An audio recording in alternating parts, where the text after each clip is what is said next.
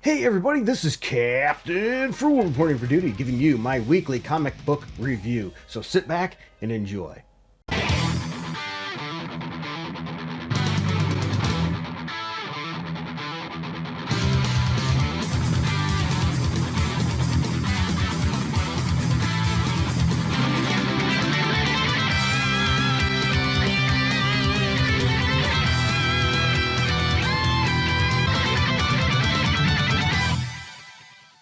Alright everybody, for those of you that know the drill, I go over a bunch of comic books for the week that I chose to read.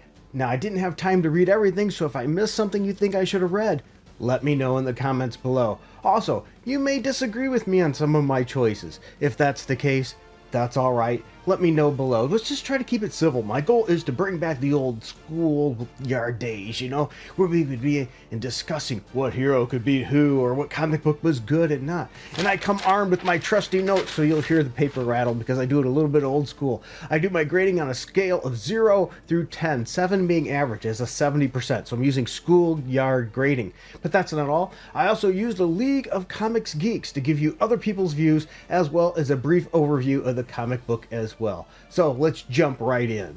Hey friends, welcome back to the channel for my weekly comic book review. It's so good to have you here. Thank you for everybody that's been supporting this channel. I greatly appreciate it. You know what? If you want to help support this channel, like, subscribe, hit that notification bell as well. But let's jump in here, and have a little fun. And by the way, leave your thoughts down below as well in the chat. We're going to start today with Ultimate Spider-Man number 13, the Spider-Man that the Amazing Spider-Man should be. And I think sales show that. Right now, 862 out of 871 liked it with a 4.6 average rating on League of Comics Geeks. I gave the book not quite as high. I gave it a 7.7. Not saying that I didn't enjoy it, though. The writer's Jonathan Hickman and artist is Marco Checchetto. And Craven's Most Dangerous Game is here. Yes, Craven has captured both Peter and, his buddy the Green Goblin. Yeah, isn't it weird? His buddy the Green Goblin. But in this world, Harry's the Green Goblin, so his buddy Harry. And it looks like we're going to get the Sinister Six here. It's building up to that. Craven has them. What's going to happen? Also, we have Peter's kid. Yeah, Peter's kid is running around in the Venom suit learning how to be a hero. So we got the Sinister Six coming. That's cool. But here's another kicker, by the way. They know Peter Parker's real identity. Oh boy. As well as the new Green Goblin here. So that's going to be very interesting to see how that goes forward. And it's interesting, too, to see what's going to happen with Peter Parker's son. Is he going to join the mix more as a hero, or is he going to get pushed back when Peter gets out of this? This, in my opinion, is Spider-Man written right. It's got story development, and it's just a good title, a good read, decent art. I gave it a 7.7, and I probably maybe even should have given it a little higher, but didn't have much action, so that's why I gave it the score I did. The next book I want to talk about is G.I. Joe, A Real American Hero. Yes, the original G.I. Joe run, which right now is getting outshined a little bit by the new run of G.I. Joe, which, be fair, it's pretty darn awesome, and I can see why. But we have G.I. Joe, A Real American Hero, issue 313, where 30 out of 31 liked it with a 4.4 average rating. Notice that. 30 out of 31. This is not selling near as much as the new one. But I have to tell you, I understand why. That new one is just phenomenal. But this issue in particular, I gave a 7.4. This is a good, solid, fun issue. G.I. Joe, I think, is the Real American Hero has also stepped up the game a little bit, too. So if you've been sleeping on this one, you might want to jump into it. The writer is Larry Hama, artist is Chris Moneyham, whatever it is. And why I think this one is so good is you got Destro versus Cobra Commander. Yeah, and Cobra Commander puts on this new suit. Now, I'm a big Cobra Commander fan myself. I know I'm not normal. I think this suit's pretty cool. Sadly, I'm not going to tell you what happens in this issue, but it's alright. It's got a couple variant covers that are okay. I gave the book a 7.4. But what you do learn here is you don't mess with the Baroness. If you recall, the Baroness got shot, was in the hospital, and Destro is pissed and seeking revenge on Cobra Commander. So we have a brawl, Destro versus Cobra Commander, and there's decent art and action in this issue. So if you're a G.I. Joe fan, really, I recommend, checking this one out too. Not just the new one, but check this one out as well. Now for the book that nobody's been waiting for. And that's The Amazing Spider-Man number 66. 133 out of 213 with a 133 out of 213 liked it with a 2.9 average rating on League of Comics Geeks, and I gave it a 7 out of 10. Yeah, it's not selling near as much as the Ultimate Spider-Man. You think that Marvel would learn from this. Now, I will say the cover for this is fantastic. An absolutely great cover. Of course, they have one of my favorite artists doing the cover here for comic books. Big fan of Bagley's work.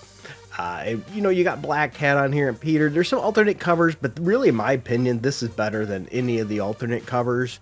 Maybe the retailer exclusive might be up there, but this is top tier in that. Sadly, the story can't hold up.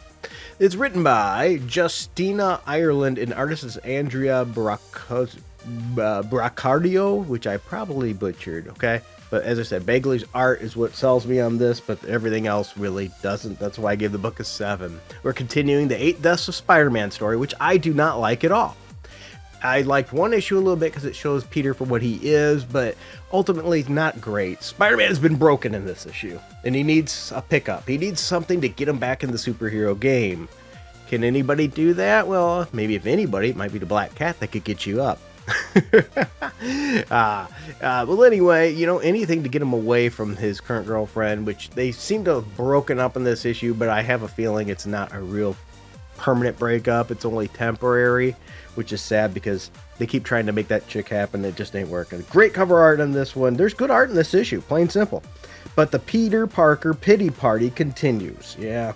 So as I said, can the Black Cat pump him up? If anybody can, she probably could. If you're an X-Men fan, the X-Men are joining the fight in this issue as well. We'll see more of them next issue. But the whole problem is the whole issue really is just mid-tier. Yep, just mid. Just like this video. Ooh, that joke landed flat.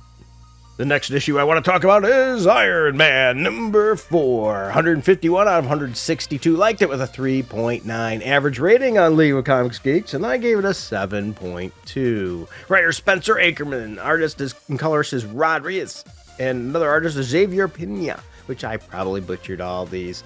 The cover is okay, though there is a really good cover with Dr. Doom on it as an alternate cover that I think is much better than this. Matter of fact, I think all the alternate covers are better than the standard cover that you get here. Yes. Anyway, desperate to rein in and get with all these armors and stuff, we're dealing with magic and armors. So what do? We get Scarlet Witch involved to help and discover what the heck is going on. But I do have a lot of issues here with this. Now, first of all, here are my notes here. How come Tony's not ever smart enough now to do anything with his own armors? He's supposed to be highly intelligent, but now he needs Riri to do anything. And so once again, trying to make Riri the best thing on Earth by putting down the main hero. This is an issue I have with a lot of comic books. We have to push down the legacy character to make something special out of the new character. I think that's a flaw right there. Make the new character something good on their own merit, by their own actions. Consider that, Marvel. Your own actions is what makes you a hero. But then again, the Marvel writers probably don't understand what makes a true hero in life. Same with the DC heroes. I mean, the DC writers as well in that regard. But that's my soapbox. I'd like to know what your thoughts are on that too. And on top of that, the armor has too much magic for Tony to handle. He can't use the armor. So that's an interesting little twist there, but we probably know he's going to end up using it. Decent art, decent story progression in this issue, but once again, we got to pump up those other heroes by making the other ones look foolish and not as good as they should be. I'm just, that part irks me a lot. Hey guys, today's video is sponsored by my wallet. Yeah, I'm not trying to push any kind of wallet or pimp any wallet out. What I mean is it's sponsored by my personal wallet and the cash that comes out of it to pay for these things. If you want to help with this, you can hit like, subscribe, that notification bell. Those are great ways to get started. But if you find yourself in a position where you can help the channel more, we have a Patreon and a subscribe star down below that you can click on those links. And for as little as $1 a month, you'll have special videos and things to just you, music that you can get. Or maybe if you wanted to, a one-time donation just to help out, we have a Streamlabs link down below. Or we also have, if you go to the Patreon shop, you could buy a song for like $3. I wish I could put them a little lower, but that's the minimum they allow for that. So there's lots of options. Sometimes you might even see an Amazon link. If you want to buy anything through Amazon, click on my link first, then go through there. That'll give me a couple pennies, possibly that way too as well. So there's lots of ways you can help out the channel, because without you, it would not be possible. So thank you, everybody, and let's get back to the video. Now let's shift gears and go black. Yes, Black Canary, best of the best issue number 3, where 93 out of 114 liked it, with a 3.5 average rating on League of Comics Geeks, where I gave the book a 6.5. Yeah, actually, they didn't look at it. They didn't give it a high score. 3.5 on League of Comics Geeks is usually pretty low. And the writers, Tom King, artist Ryan Sook, and I think that almost says enough right there. We have round 3 here. The fight continues with Black Canary and Lady Shiva. Can anything turn the tide of this match? Well, let me talk about why I gave this book such a low score. First of all, why do these crappy writers have to put characters down to bring others up? Just like I just mentioned, right? And that's what we do exactly in this issue. To pump up Lady Shiva and Black Canary as characters, we have to make Batman look like a foolish moron. I'm sorry, but Batman's the ultimate detective. Batman is a great fighter, but yet you look at how he's treated in this issue, it's absolutely, utterly ridiculous. And that's why they gave the book a 6.5. You can't say he's your main tier character doing so great and so important to the DC universe and treat him like a chump like you did in this issue. Now let's talk about another one, a little bit of a shift there in likability, and that's Green Arrow, number 20. 185 out of 192 liked it, with a 4.3 average rating on League of Comics Geeks, and I gave the book a 7. That's not, it's just okay. The writer's Chris Condon and the artist is Montos. And I've been thinking as I read this that maybe I should have given it a higher score, and I'm going to give you my reason why. First, the cover's pretty good. The alternate cover, I think, is a little bit better too as well. But a killer is stalking Oliver Queen as Green Arrow comes face to face with the victims of the freshwater environmental disaster. The freshwater killer confronts the Emerald Archer. Now, as you know, I'm not a big liberal kind of person, so take that in mind in my views here. I think this book has decent art, and it has a slow-paced story, though. But, Green Arrow, you see through this issue towards the end, is off his game. He's not on his game, things are bothering him. But what I do like about this issue is a couple things that you might surprise you. One is, Green Arrow is a very liberal character. I'm not liberal at all. I admit that. But I like that about his character. It shows this is what he is. He is a far liberal. We see that even with the enemy here, the freshwater environmental disaster. So it fits him. And he's a highly potent liberal to a point of being a liberal prick, which fits his character well. And so that's really good characterization for the character. So, I think I'm going to bump up my 7 to a 7.3 just because they wrote him like he deserves to be written. I don't like that kind of person in general, but it fits the character and it fits the story well. The next one I want to shift to, I'm going to be honest, this series, I'm teetering on just dropping this book altogether, but evidently the League of Comics Geeks disagrees with me. And that's The Flash issue number 17. 117 out of 127 liked it, with a 3.9 average rating on League of Comics Geeks. The writer is Simon Spurrier and artist is Vasco Gurdiov, which I just butchered that person's name. I gave this book a 5 out of 10. Yeah, 3.9 is what they gave it out of 5. I gave it a 5 out of 10. The Flash family meets the Warlord. Yeah, and I think initially my thought is that's cool. We'll get to see more of the Warlord, a character that has not been used much. The Flash races to contain the Scarteris force both below and above ground, make their move to grasp some power. The Flash family vacation leads to the West Clan to meet the one and only Warlord. Sort of. Well, not really. Right? My first thought was, oh, cool. It's nice to see more of the Warlord. It's a shame that, unfortunately, it can't be in a better comic book than this. Yeah, so initially I was thinking, hey, we finally got him, but this book is just not that great. And then we realized, oh, that's not really the Warlord. Oh, spoiler, I should have mentioned that. Not really the Warlord. The art is very mediocre in this issue at best. The characterization of the characters is absolutely silly. I don't like the story. I think this is a garbage tier story. To be honest, this book really needs a better team on it. A better team of artists and a better team of writers. Once they did that last switch to this team, the book took a serious drop in quality. I am really struggling with continuing to read this book. I mean, the only reason I'm read it this time is to continue with the review on it, but I'm at the point now where I don't even think I want to bother reviewing it. I'd like to really know your thoughts on this team with The Flash. Are you enjoying this? Is it maybe just not for me? Or is this really the downgrade that I think it is? Next, let's talk about Justice League Unlimited #3. Boy, it reminds me a lot of that cartoon series, which is really cool. 438 of 456 liking it with a 4 average rating. This book is selling right now, that's for sure. I gave the book a 7.6, which is almost as high as they gave it, and that's pretty strong. Writers Mark Waid, artist Dan Mora. And just for the record, you know I don't care for Mark Waid, so I think I'm being plenty fair.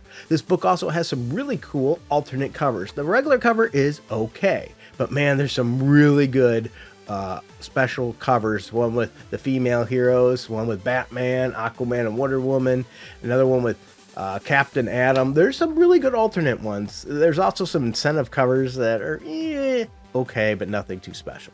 Anyway, we have the Atom Project is entering here, so I think they're trying to get us to buy into that. I haven't been checking out the Atom Project. If I should be checking out that series, let me know. I'm interested to potentially check that one out. The global terrorist group, Inferno, has taken its next step towards world dominance with an ecological disaster. Will Superman, Wonder Woman, and the others have to sacrifice the life of the Swamp Thing? Yeah. Also, we have Plastic Man in this issue too, which I think is sort of cool. By the way, I'm interested. I like Plastic Man. Very, very powerful character that not enough people really give the attention he deserves. If you want to know more about Plastic Man and why he's so powerful, I have a video. Go check out that video I did on Plastic Man. I think you might be surprised.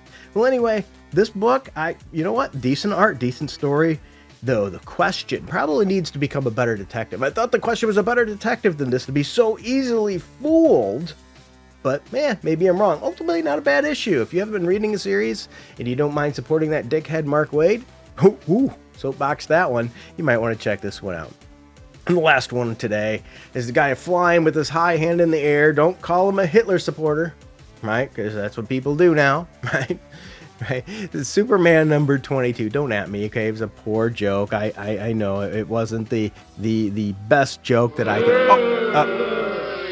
Okay, I get it. Superman #22. 304 out of 310 liked it with a 4.2 average rating on League of Comics Geeks, and I gave the book an 8 out of 10. Yeah, I thought it was good as well. Writers Joshua Williamson, artist is Dan Mora. The cover right off the bat. I like the cover. It's good. It's also got some good alternate covers for it, by the way. But this one I really liked. We have Superman and Doomsday at the very end teaming up. You heard me. How weird. A secret alien strike team has arrived on Earth with its sights set on the greatest weapon in the universe, Doomsday. They want to take him out, which is sort of cool. I understand that. But I can understand every time you do take him out, he just comes up worse, right? So who could save Doomsday's Superman? How weird, right? But here we have another issue I have where, we have to make everybody super now. We have Superwoman, right? That's, with Superman because, Lois Lane can't be left behind, which I don't like that. I think Lois is a fantastic character without powers, so I hope this only lasts a very short time because, she already has so much that makes her special. There's good art in this issue, really is. It's an interesting story. I like that too, and boy, Superman's gonna really get pissed in this issue, so I think this is a strong one to check out. What does scare me about the Superman legacy is if you heard that Dan Slott is going to be writing some Superman. Yeah, not this title. I hope that I don't want to hope any ill will on him. I hope he's learned how to write a character properly without destroying him and making him look. I know I'm trying to be positive here. I'm trying to be positive. But I hope that he can learn from his past garbage writing and learn from other good writers and how to write Superman with a family, because he loves to destroy families. He doesn't know how to write a family dynamic good. I know some people are going to once again at me because of his Fantastic Four run. I think he sucked on the Fantastic Four, right? So, who else thinks he sucked on the Fantastic Four? There we go. Yeah, see? So I'm not alone there, right? But I hope he doesn't destroy Superman and then that other Superman title. But it seems like, because Superman sales are doing really good, they're starting to flood the market with Superman. I think that's a mistake. I think they shouldn't have so many Superman books. It's actually going to take away from the one's sales potentially. But that's my thoughts, not yours. Thanks for watching this video. Please continue to help support this channel. I know some people are going to leave some comments down below that are probably telling me how much they hate me and things like that. And you know what? That's okay too. I just move on with those. But I will say this. If you sit there and say, I know where you live and threaten my children, well, I'm going to probably just block you right off the bat, and who knows what I'll do after that. Okay, I've gotten some of those recently. Yeah, because if somebody didn't like something in a comic book, they're like, I know where you live, and all this stuff. You know, I almost at the point they bring it. I don't wish that on anybody, though. You know, we can disagree about a comic book and be civil and be friends, right? We can actually do that. Just like in any other topic here. I make some jokes sometimes. You might not like them, and that's okay too. But my main point is here is let's be good to everybody. Let's enjoy. Let's try to bring ourselves together and remember that we have more in common than we do that we disagree with. Take care, everybody. Thank you for your time. And until next time, you heard me. Keep it frugal.